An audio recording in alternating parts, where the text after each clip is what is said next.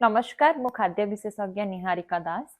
आपण मानकर सब बेले प्रश्न थाए भात भल ना रुटी भल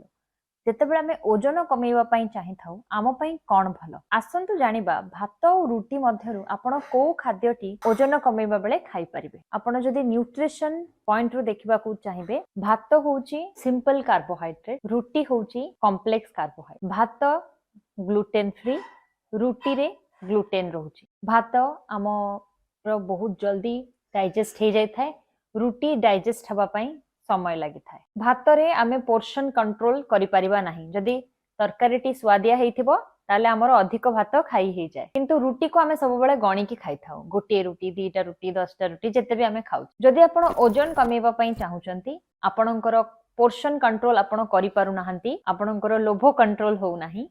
ताहले आपण रुटी खाई परिबे किंबा जदी आपणकर डायबिटीज रहिची आपण रुटी खाई परिबे जदी आपण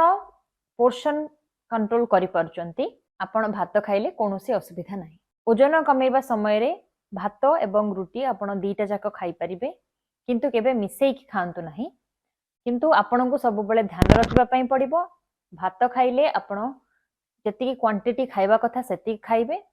रुटी खाइले आपण जति क्वांटिटी खाइबा कथा सेति खाइबे जदि आमे सब बेले दरकार रो अधिक खाइबा ताले हमर ओजन कमिबा बदल रे बढ़िबो दया करी ए वीडियोटी को शेयर करंतु एभली डाइट टिप्स पई हमको फॉलो करंतु जदि आपन को ओडिया कस्टमाइज डाइट प्लान दरकार ताले हमर ऑफिशियल नंबर +917815072347 ए नंबर रे हमको व्हाट्सएप करंतु धन्यवाद।